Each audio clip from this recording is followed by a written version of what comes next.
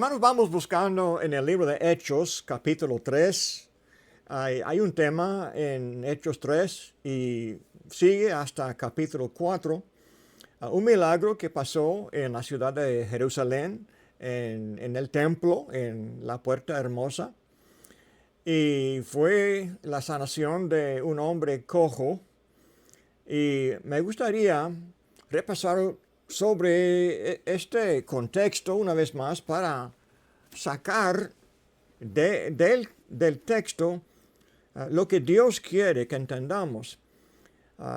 Cada milagro, hermanos, es muy único, especial. Lo que Dios tiene registrado en la Biblia de milagros, cada milagro tiene propósito, tiene algo para enseñar. Por eso se llaman señales, se llaman milagros, se llaman prodigios, se llaman, ¿qué más?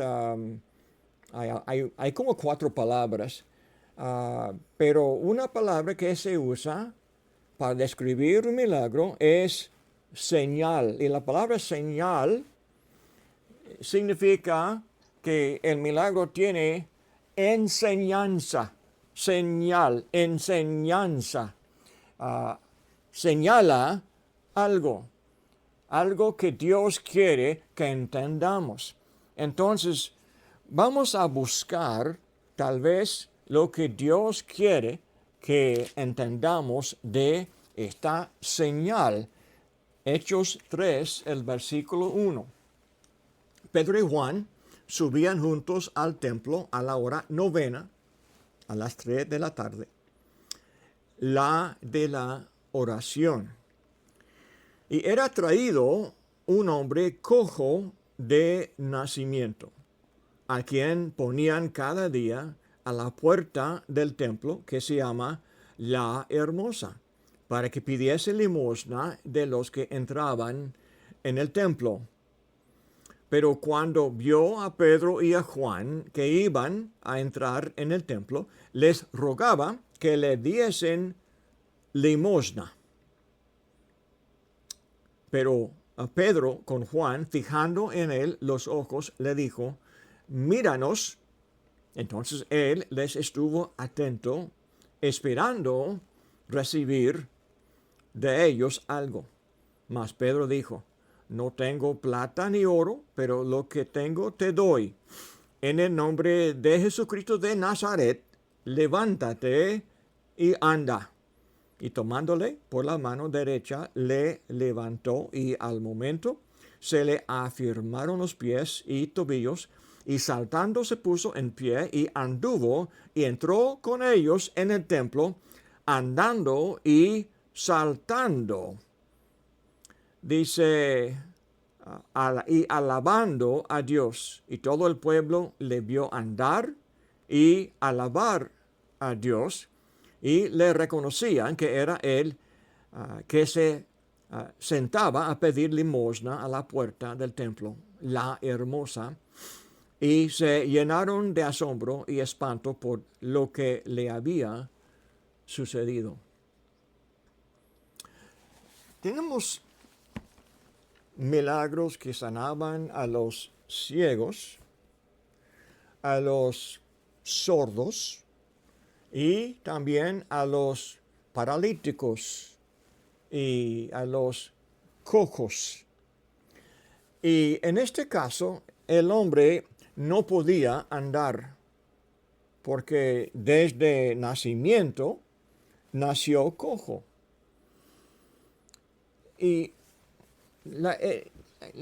el concepto de andar es un concepto usado de forma metáfora en muchos lugares de la Biblia. Cuando uno habla de el portamiento de la vida, se llama andar. La forma de vivir es la forma de andar o de caminar. El camino de la vida es es la vida de uno, las actividades que hacen en la vida. Entonces, con este doble sentido o de el uso de la palabra andar o caminar, aquí tenemos un hombre que no pudo andar.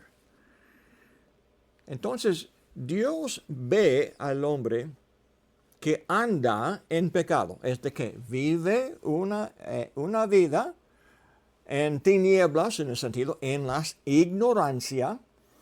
Entonces dice que su camino, su forma de andar, desvía del camino correcto. Entonces no puede caminar. El hombre en pecado es prácticamente cojo en el sentido espiritual, porque no sabe andar por ignorancia o por rebeldía, por la culpa del pecado o por la costumbre de siempre hacer lo que no conviene, que Dios condena. Entonces esto refleja la condición de esta señal, el hombre que no pudo caminar. Tantas veces los pecadores se consideran esclavos, adictos y nunca, los hombres piensan, nunca podrán cambiar su forma de andar o de vivir, porque están habituados al pecado. El hombre se desespera, el hombre se desanima y piensa que siempre será así. Los hombres que no conocen a Dios, que no conocen el Evangelio, suelen pensar así. El hombre ladrón siempre será ladrón. El hombre mentiroso siempre será mentiroso. Lo que es chueco nunca se puede enderezar. Entonces, este es el concepto que enfrentamos aquí. Los judíos, por supuesto, pensaban que los pecadores, el término que ellos usaban, de los habituados al pecado, eran una clase de gente que es una pérdida de tiempo de ayudar. Pero Cristo vino con este optimismo, esta confianza que es posible convertir o cambiar o sanar la vida del hombre habituado, por ejemplo, habituado a la mentira o, más común hoy día, habituado a la fornicación. El hombre adicto al sexo dicen que no es posible cambiar. No hay poder bajo el cielo para cambiar el hombre habituado a la fornicación y siempre será así. Y podemos aplicar el principio a cualquier pecado que hay. Entonces, el Señor enfrenta al hombre habituado al pecado y Jesús dice que bien pueden arrepentirse del pecado. Los protestantes tienen ese concepto de el pecado original de Adán. Dice que el hombre nace pecador y siempre será pecador y nunca podrá cambiar lo que es, porque así es el hombre, hijo de Adán. Entonces, por naturaleza dicen, siempre será así. Y Jesús nunca enseñó tal cosa. Dijo que el hombre sí puede arrepentirse y debe de, uno que puede, debe de cambiar su vida. Ahora, este hombre cojo, déjame llevarles a Lucas capítulo 7, 22. Lucas 7, el versículo 22. Aquí tenemos el día cuando Juan el Bautista estaba encarcelado, oyó del trabajo de Jesús y entonces envió a sus discípulos para confirmar o para investigar la conducta de Jesús. Y tiene esta pregunta en el versículo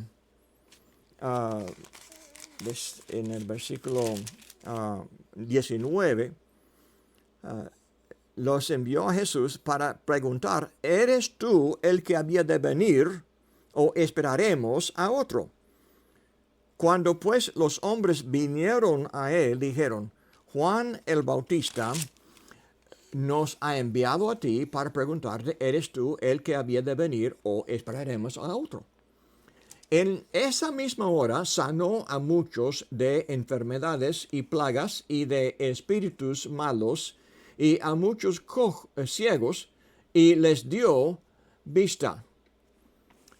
Y respondiendo Jesús les dijo, id, haced saber a Juan lo que habéis visto y oído. Los ciegos ven, los cojos andan, los leprosos son limpiados, los sordos oyen, los muertos son resucitados, y a los pobres es anunciado el evangelio. Y bienaventurado es aquel que no halle tropiezo en mí. Hablando de los pobres, siempre habla Jesús así. También hablaba el apóstol Pablo.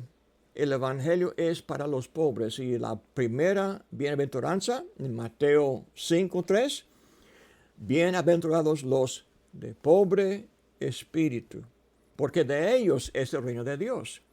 Y en Lucas nada más dice pobres. El punto es, los judíos eran avaros y ellos pensaban en los pobres como fracasos, no solamente en lo físico, sino también en lo espiritual, porque así pensaban. La pregunta es, ¿puede el pobre cambiarse en rico? ¿Puede el pobre pecador convertirse en santo de Dios? Y Jesús dijo que sí. Ahora, dice Jesús a los discípulos de Juan, bienaventurado es aquel que no halle tropiezo en mí. Tantos no creen lo que Jesús enseña o promete. La visión de Jesús de ofrecer el plan que tiene el poder para salvar al pecador, de el poder de convertir al hombre inútil en un hombre útil a Dios. Entonces, la metáfora que usa es que los cojos andan, como también hablamos de los ciegos que ven. Juan 9 tiene este contraste también, usando en los dos sentidos. Porque, ¿quién es el hombre más ciego que el que no quiere ver, aunque tenga ojos? ¿Quién es el hombre más sordo que el hombre que tiene oídos para oír, pero no quiere oír, que no oye? Y también los leprosos eran símbolos de los que estaban inmundos y no podían limpiarse. O de los muertos que Jesús levantó de la muerte en Juan 5. También Jesús usa en doble sentido los muertos en pecado y los muertos en la carne físicamente. Y Jesús levanta a ambos, levanta a los muertos físicamente, pero también levanta a los, en capítulo 5, 22 al 26, Jesús da vida con sus palabras, la vida eterna, les da la nueva vida. Entonces, en Romanos 4, también el argumento se hace. El apóstol Pablo y hermanos, este argumento es muy importante entender. Los protestantes enseñan que el hombre se justifica por la fe sola, usando aquí Romanos 4. Dice que pues diremos que halló Abraham nuestro padre según la carne, porque si Abraham fue justificado por las obras, tiene de qué gloriarse, pero no para con Dios, Porque, ¿qué dice la Escritura? Creyó Abraham a Dios y le fue contado por justicia. Acercándose a este texto sin considerar el contexto de Pablo, uno muy fácilmente pierde el punto de creer y la fe de Abraham y el concepto de la justicia. Porque piensan en creer como siempre de creer que Jesús es el Hijo de Dios, y piensan en justicia como si fuera solamente el estado de ser justo y de no ver en el contexto, habla de la práctica de la justicia. Hay dos cosas que Jesús murió para lograr: que el hombre sea salvo de la culpa del pecado, pero también de la práctica del pecado. Y la práctica del pecado es de no andar en justicia. ¿Me entiende? Entonces, tenemos la fuerza de este argumento que sigue hasta el versículo 12. Porque la fe de Abraham fue la fe de hacer lo que Dios le mandó. Siempre es en toda la historia de Abraham. Y se encuentra aquí también. Y Dios le llamó justo por esta fe, y explica en versículo 12 que también nosotros seremos hijos de Abraham, justos como él, si andamos como él. Ahora, la palabra andar se implica, el 12, y padre de la circuncisión para los que no solamente son de la circuncisión, sino que también siguen las pisadas de la fe que tuvo nuestro padre Abraham antes de ser circuncidado. Pisadas, las pisadas de Abraham se refiere a la obediencia de Abraham, su forma de vivir justamente, de andar justamente, era de vivir haciendo la voluntad de Dios y no la voluntad de la carne que desobedece a Dios, y esto se llama pecado.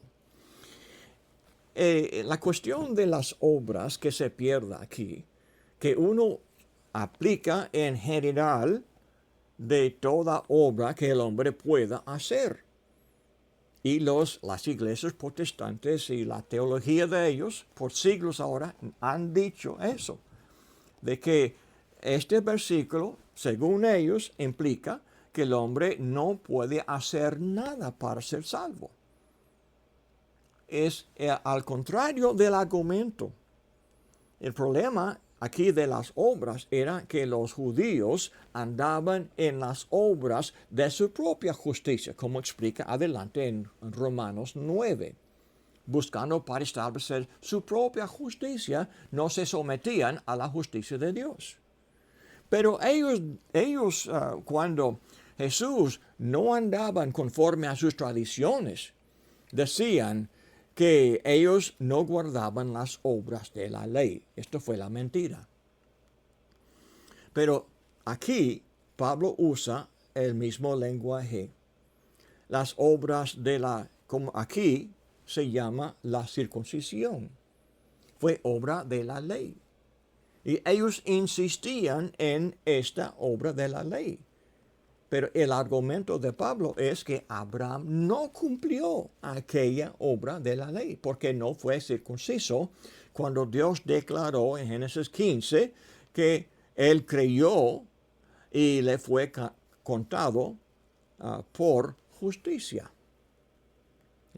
Pero estamos hablando de las pisadas de Abraham, las cuales son pisadas justas, andando en la justicia. Y un poco más, primero de Juan, hermanos, estoy declarando más y más, para entender Romanos hay que entender el Evangelio de Juan y las epístolas de Juan. el lenguaje que Jesús usó, que fue registrado en Juan, se encuentra en la boca de Pablo, quien también pasó un buen rato, 3 años, con Jesús en el desierto, escuchando las enseñanzas que él dio a los 12 apóstoles. Estaba lleno del lenguaje de Jesús. Y ahora y hablaba como Juan decía en su testimonio de Jesús. Jesús usaba este lenguaje de fe, también de vida eterna, la misma manera que Pablo lo usa. Ahora, en Juan, el capítulo 1, versículo 6, la primera de Juan 1:6, dice, si decimos que tenemos comunión con Él, andamos en tinieblas, mentimos y no practicamos la verdad. Andar en tinieblas es que de vivir en ignorancia del Evangelio. Esto es andar en tinieblas, porque el entendimiento está entenebrecido, está así cubierta, oscura. Entonces dice el 7, pero si andamos en luz, ¿ok? Si andamos en la enseñanza de la luz, oiga, el Evangelio de Juan 1:4 comienza diciendo que en Dios y en Jesús estaba la vida, y la vida fue la luz del mundo. La vida entonces da luz. Entonces la palabra vida usa de la forma de vivir. ¿Cómo vive Dios?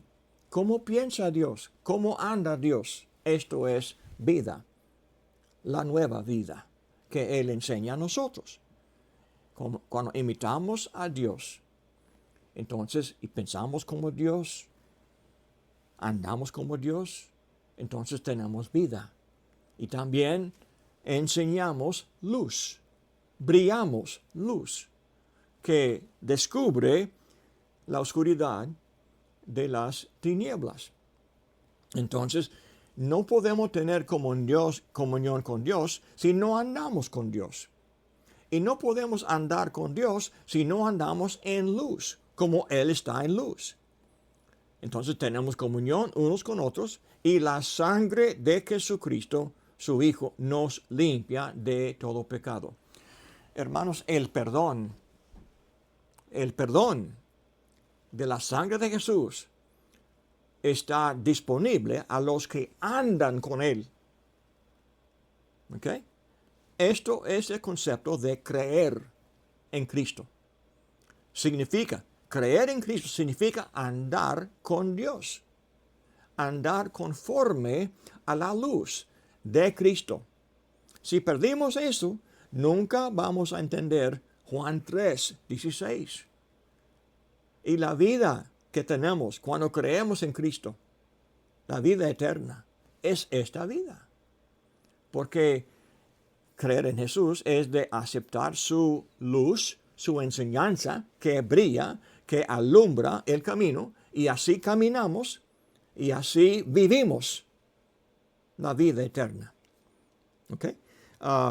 Volviendo a Juan, el Evangelio, capítulo 12. Ya no tengo mucho tiempo que me queda. Hermano, así soy yo. Nunca hay tiempo para terminar. Juan 12, el versículo 35.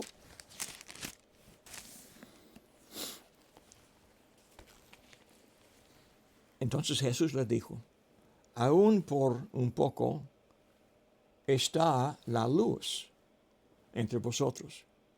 Andad entre tanto que tenéis luz, para que no os sorprendan las tinieblas, porque el que anda en tinieblas no sabe a dónde va. No sabe a dónde va, entonces es cojo. ¿Me entiende? Es cojo. No sabe andar. Así es el cojo. No sabe andar, no puede. No sabe andar. tampoco es el que anda en tinieblas. Entonces, entre tanto que tenéis la luz, creed. ¿Creed qué? Creed en la luz, para que seáis hijos de luz, como hijos de Abraham. Hijo de luz significa lo mismo. Significa así vamos a vivir, así vamos a andar. Y un texto más. Y no entré en el milagro mucho, ¿verdad? Pero estamos hablando del el contexto del uso de esta señal en Juan 8 y el versículo 12. Leemos: otra vez Jesús les habló diciendo: yo soy la luz del mundo. El que me sigue no andará en tinieblas, sino que tendrá la luz de la vida. ¿Ok? El que me sigue significa ¿qué? El que me obedece. ¿Ok? Ya. Muy bien, hermanos.